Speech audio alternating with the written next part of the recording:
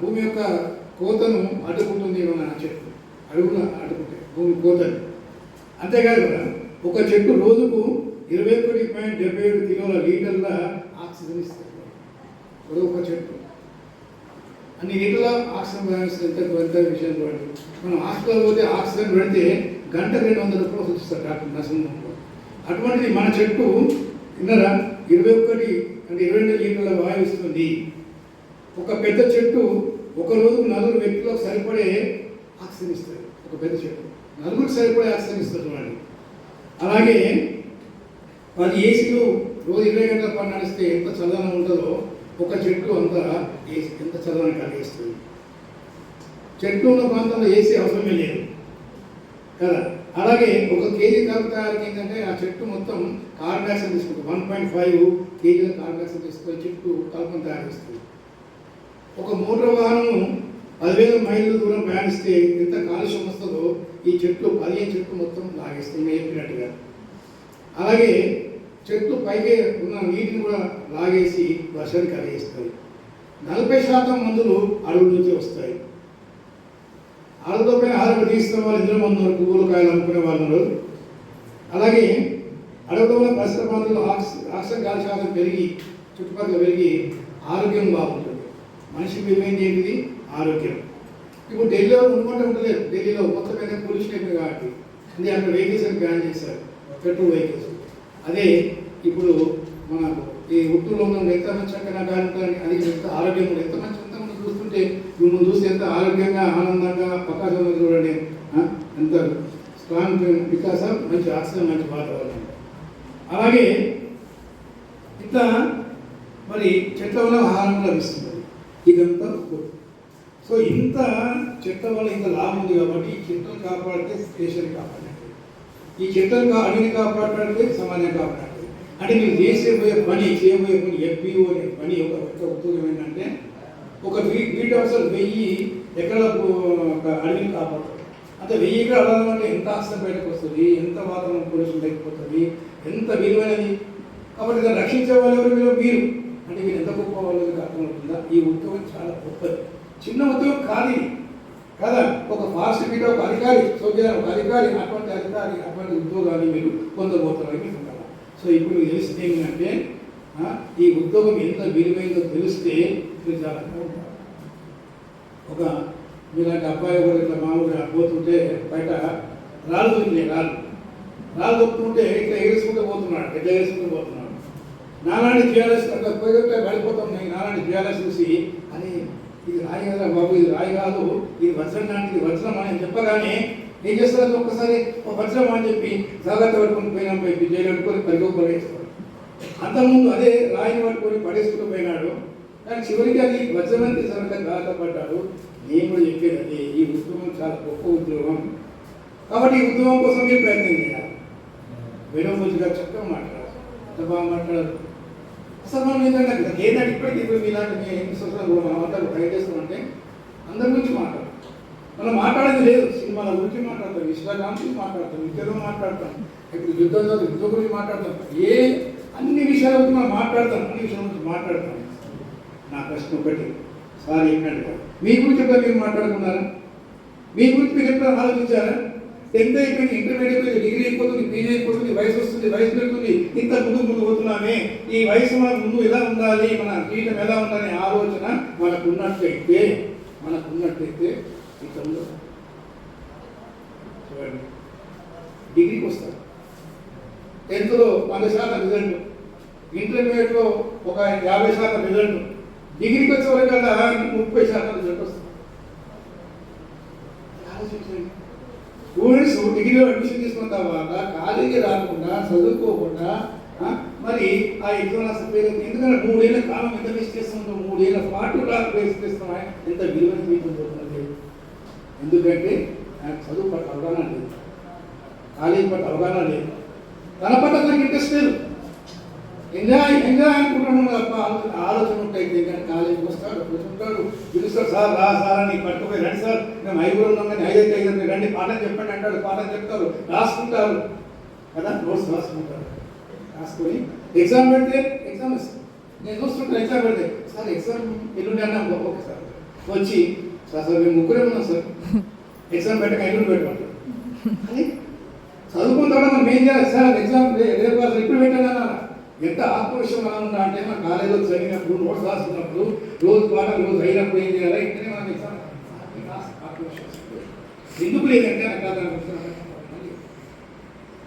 వీళ్ళ పరిస్థితి ఎందుకు, యువతలో నిరాశ నిస్ప ఎందుకున్నది, సీట్లు ఎందుకు రావడం లేదు, లేదా ఉద్యోగాలు ఎందుకు రావడం లేదంటే వాళ్ళు దాన్ని సరైన సమయంలో ఇది చేస్తారు. చూసినట్టయితే ఇక్కడ విన్నారా పేపర్ కొలువు ఉంది చూడవే, లక్షల సంఖ్యలో కేంద్ర ప్రభుత్వ ఉద్యోగాలు ఉన్నాయి. యూపీఎస్సీ, ఎస్ఎస్సి, ఆర్ఆర్బీ ద్వారా ఏడాకు లక్షల పైగా ఉద్యోగాల భర్తీ. 3 నెలల్లో ఎస్ఎస్సి ఉద్యోగాలు మనం 2 శాతం లేవు. అవగాహన లోపము. ఉద్యోగ దేవా అమ్మాయిల ఉద్యోగాలు రావా, ఉద్యోగాలు ఉన్నాయి కానీ మనకేంటంటే మన ఉద్యోగాల కావాలండి. అసలు మా జీవిత పట్ల అవగాహన లేదే. నేను ఎదగాలి, శక్తివంతంగా మారాలి, ఒక విలువైన వ్యక్తిగా మారాలి, నా కుటుంబం ఉపయోగపడాలి, నేను నా తలపై నిలవాలి, సావేగత కూడా మ్యాన్ మేకింగ్ ఎడ్యుకేషన్ కావాలి నా అని అనుకుంటే ఈ పరిస్థితి అది లేని కారణంగా ఏమవుతుందంటే అసలు నేనైతే ఇంజనీరింగ్ చదువుకుంటాను. ఇక్కడ చూడండి, ఇక్కడ చాలా నాకు బాధిస్తుంది, నిజంగా నాకు బాధిస్తుంది. చూడండి, సగం మందికే ప్రాంగణ హారత అన్నాడు. మీకు జనరల్ ఇన్ఫర్మేషన్ ఇస్తున్నా. ఇంజనీరింగ్ చదివారు, 4 ఏళ్ళ పాటు డిగ్రీ అయిపోయింది. డిగ్రీ అయిపోయిన తర్వాత క్యాంపస్ ఇంటర్వ్యూస్ పెడుతుంది. క్యాంపస్ ఇంటర్వ్యూస్ కనీసం 50% పాస్ అయిపోతున్నారు. అంటే సగం మంది కూడా మార్పు వస్తుంది. అంటే ఎదుగుంటూ ఉంటుంది, ఎదుగుంటుంది. మరి వీళ్ళకు మరి ఎంత ఉద్యోగాలు చెప్పాలి.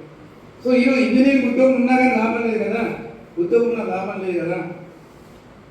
ఎందుకంటే అక్కడ డిగ్రీస్ ఏం లాభం, సరైన అవగాహన ఉంటుంది. 3 ఏళ్ళ పాటు ఇంజనీరింగ్ చేయాల్సుకుంటే ఏమైనా ఆలోచన. అసలు మీరు కూడా ఇంటర్మీడియట్లో డిగ్రీ కానీ ఇప్పుడు కూడా కానీ మీకు ఆలోచన ఉన్నట్టయితే నాకు 1 ఇయర్ తర్వాత, 2 నెలల తర్వాత, 3 నెలల తర్వాత నేను ఏం కావాలనుకుంటున్నాను అని చెప్పి చూసుకోవాలి. ఇలా ఎప్పుడు వచ్చేసి కదా ఏదైనా ఉద్యోగం వస్తుంది కదా. కానీ ఉద్యోగాలు రావడానికి ఏం కావాలంటే మనం ఉన్న డిగ్రీలో ఒక టైంలో కానీ మనం మామూలు ఎప్పటికైనా ఇంజనీరింగ్ అయితే 4 ఏళ్ళు ఇంజనీరింగ్ పాస్ గొప్పతనమండి. మీరు బిఏపీఎస్సీ 3 ఏళ్ళు పాస్ గొప్పతనమండి కాదు. అప్పుడు ఏం చేయాలంటే నాతో పాటు ఇంగ్లీష్ నేర్చుకోవడము, లెక్కలు నేర్చుకోవడము, రీజనింగ్ నేర్చుకోవడము, కరెంట్ అఫైర్స్ నేర్చుకోవడము, తర్వాత ఇట్లాంటి మొత్తం అవగాహన 3 ఏళ్ళ పాటు మొత్తం నేర్చుకున్నట్టయితే మన బయట డిగ్రీ రాగానే ఏం వస్తుంది. 3 ఏళ్ళ తర్వాత ఆలోచించగలగాలి, 5 ఏళ్ళ తర్వాత ఆలోచించగలగాలి.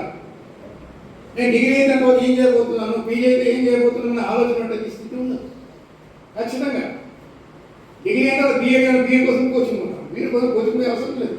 ఆ 3 ఏళ్ళ తర్వాత బీఏ సీట్ వస్తుంది, ఏదైనా సీట్ వస్తుంది, ఏదైనా వస్తుంది. స్పష్టమైన అవగాహన ఉండాలి. అందుకే అబ్బాయిలు మన జీవితం పట్ల మన స్పష్టమైన అవగాహన లేని కారణంగా, లక్ష్యం లేని కారణంగా ఇవాళ మనమంతా కూడా మీ యవ్వనము, మీ శక్తి, మీ ఆత్మస్థోమత అంతే వృధా అవుతుంది, ఎక్కడ పోతున్నాయి. మీ శక్తి తెలవడం లేదు. అందుకే మీరు ఎక్స్ట్రాడనరీ స్టూడెంట్స్. కానీ when you are extraordinary, when you realise your self, when you realise what you are, మీరేంటో మీకు తెలియగలగాలి అనిపిస్తుంది. హైదరాబాద్ వస్తుంటాను, బస్సు పోయింటే హైదరాబాద్ పోయి ఉంటే కంట్రోల్ పోయి ఏ బస్సు పోతుంది, సూపర్ లక్సరా, బి లక్సరా, 2 స్టాపా, 4 స్టాపా, గడువునా ఎక్కిపోయి గడ్డకి ఎక్కిపోతాడు. ఎందుకంటే 4 గంటలు పోతుంది కాబట్టి.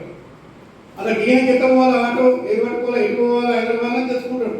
అట్లా 300 కిలోమీటర్ల కోసం ఆలోచించే మనం, 300 కిలోమీటర్ల తర్వాత దిగిన తర్వాత ఆలోచించే మనం, మన జీవితం తర్వాత 3 ఏళ్ళ తర్వాత, 4 ఏళ్ళ తర్వాత, 5 ఏళ్ళ తర్వాత, 6 ఏళ్ళ తర్వాత నేను ఏం కాబోతున్నాను, నా జీవితం ఏంటిది, నేను డిగ్రీ పాస్ అయ్యా, డిగ్రీ పాస్ అయ్యే లక్షలు ఏంటిది ఆలోచన మనకి వచ్చినట్టయితే వృధా కాదు కదా. నేను చెప్తుంటాను, మై డియర్ స్టూడెంట్స్, మీరు మామూలు చెప్తుంటారు, మనకి ఇష్టమైన చేసుకోవాలి. ఉద్యోగాలు అపారంగా నేను చెప్పిన ఉద్యోగానికి తక్కువ మంచి ఎందుకు మరి అంటే అర్హత కలిగిన వాళ్ళు లేరు, కాంపిటేటర్స్ లేరు. మరి అటువంటిప్పుడు మనం దానికి తగినట్టుగా మనం తయారు కావాలి కదా. తయారు కావాలంటే మనకి మనం ఇష్టమైన ఉద్యోగం చేయాలా, లేదా దొరికిన ఉద్యోగాన్ని మనం ఇష్టపడాలి, దొరికిన ఉద్యోగాన్ని ఇష్టపడాలి, లేదా చేసేయాలి. దానికి తగ్గ సామర్థ్యం సంపాదించాలి. అందుకే లక్ష్యం పెట్టుకోండి. ఉద్యోగం ఎప్పుడు ఎట్లా సంపాదించాలా, ఏ ఉద్యోగం సంపాదించాలా, దానికోసం ఏం చేయాలా, నిరంతరం ఆలోచన ఉన్నట్టయితే మీకు వస్తుంది. ఈ అబ్బాయిని అంతా కూడా కదా, మీ నాన్న మోటార్ సైకిల్ కొనిస్తానగానే మీరు ఏం చేస్తారంటే మోటార్ సైకిల్ కొంటారా, మొత్తం చూస్తారు ఇన్స్టాగ్రామ్ పెట్టి మోటార్ సైకిల్ ఏం బాగుంటుంది, కొత్త లేటెస్ట్ ఏమొచ్చింది, ఏ కలర్ బాగుంటుంది, ఏ సీసీ బాగుంటుంది అని మొత్తం చూసి ఎంక్వైరీ చేసి మనము చూస్తాం. మోటార్ సైకిల్ పోతుంటే మనము చూస్తే ఏ మోటార్ సైకిల్ లేదని చూసుకుంటాం, ఎందుకంటే రకాల ఇంట్రెస్ట్ కలిగింది కాబట్టి. అలాగే మనం దాన్ని ఇష్టపడితే మనం దాన్ని ఆ ఉద్యోగం ఆలోచిస్తాం. మరి మీ జీవితం గురించి ఆలోచించండి, నేను చెప్పేది ఆలోచించండి, సమర్పించుకోవాలి కదా. ఇంతకు చెప్పాను, రాయి దొరికింది అనుకోండి, ఒక గాలికి తోల మూట దొరికిందంట, తోల మూట దొరికింది పోతుంటే అది కనుక తీసుకొని కనుక రాదు దొరికింది తీసుకుంటే ఇంతకు చెప్పినట్టుగా సూర్యోదయం 4 అని చెప్పి రాయి కూడా టక్ పోతుంటే ఆనందపడుతున్నాడు. చివరికి ఒక రాయి మిగిలిపోయింది. ఆ రాయి మిగిలిపోయిన మనుషులు సూర్యుడు ఉదయించాడు, సూర్యకిలా పడ్డాయి, రాయి తగగా నిలుస్తుంది. చూశాడు, అని ఇంతకుముందు 4 రాలేమో అందరూ తీసివేస్తానే ఈ చివరి రాలేదు అని ఏడుస్తారా? ఆ చివరి దొరికిందని చెప్పి అనుభవించుకుంటారా? మై డియర్ స్టూడెంట్స్, అవకాశం ఎన్నో పోనీయండి, ఇదొక అవకాశం. ఈ రోజునైనా మన decision, I will take decision. ఈ రోజు నా గురించి ఆలోచిస్తున్నాను, ఈ రకంగా మారుతాను, ఇది చేస్తున్నాను, ఈ అవకాశం వస్తుంది, ఈ అవకాశం ఉపయోగించుకుంటానేమో, నేను శక్తిగా మారుతాను, వ్యక్తిగా మారుతాను, ఉద్యోగం. ఈ రోజు డెసిషన్ తీసుకొచ్చా, దాన్ని లక్ష్యం అంటాను. దాన్ని ఏమంటాను? లక్ష్యం అంటాను. ఆ లక్ష్యం ఉన్నట్టయితే ఏమైతే ఆటోమేటిక్గా మళ్ళీ మరి ఆ లక్ష్యాన్ని సాధించాలంటే ఏం చేయాలా? కోరిక ఉండాలి కదా. అయితే చాలామందికి కోరికలు ఉంటాయండి, అందరికీ కోరికలు ఉంటాయి. ఏం కోరికలు ఉంటాయండి? ఏదో సాధించాలని కోరుకుంటాయి. మీకు ఎంపీ ఉద్యోగం కావాలనుకున్నారు, వస్తుందా ఉద్యోగం? రాదు.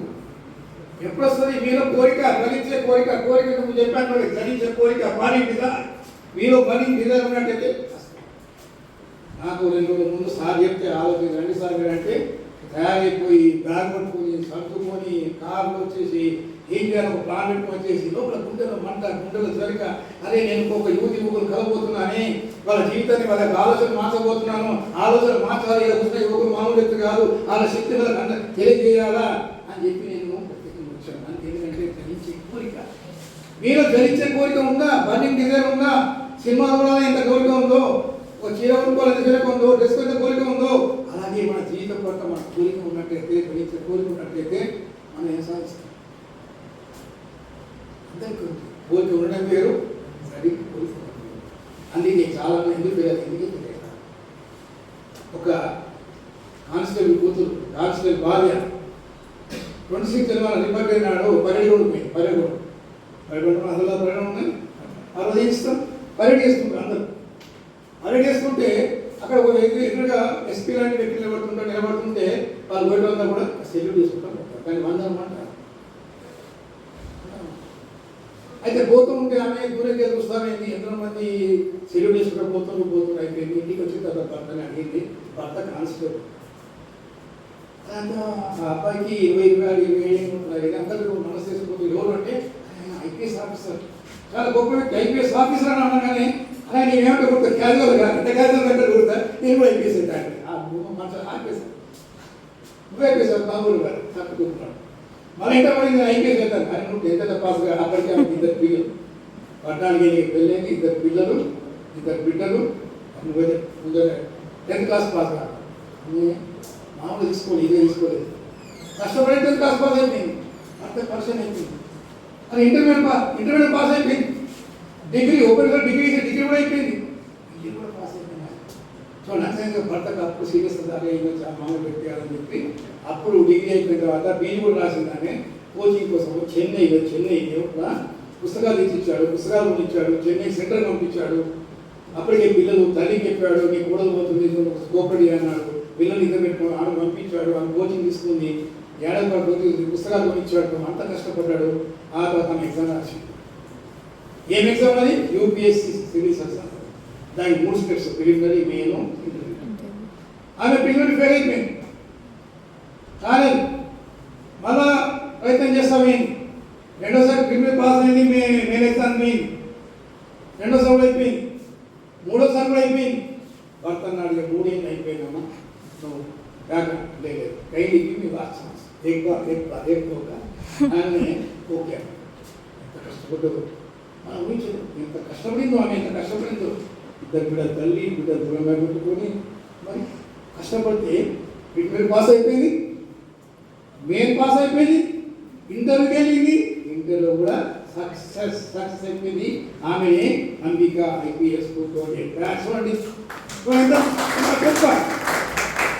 What a miracle is happened. ఒక అద్భుతమైన వింత జరిగిందే చూడండి. భర్త కాన్స్టిట్యూట్ పిల్లలు ఎలా జరిగింది? వాళ్ళ డిజైర్, ఒక హృదయంలో ఉన్న కోరిక కారణంగా, రాత్రి వాళ్ళ కారణంగా శ్రమించి ప్రణాళిక చేసుకొని ఒక 10th క్లాస్ కూడా పాస్ కానీ ఒక అమ్మాయి వివాహిత అంత పెద్ద క్వశ్చన్ పోతే నా ప్రశ్న, నేను నా కూతురు అంటారు కొడుకులా మావాలని మీ ప్రశ్న ఏంటి? మీకు మీరేం చేయగలుగుతారు? మీకు వాటి కంటూ మీరు చేయలేరా పని? మనం చేయొచ్చు, కానీ మనకేమంటే మనకు కాన్ఫిడెన్స్ అనేది ఉండదు, ఆత్మవిశ్వాసం ఉండదు. ఆత్మవిశ్వాసం లక్ష్యం పెట్టుకోవాలి, దాని ఆధారంగా ఆ కాన్ఫిడెన్స్ తెచ్చుకోవాలని నేను చెప్తున్నాను. మీరు పారదర్శకత ఉంది. సరిపోతుంది. అమ్మాయి చేయి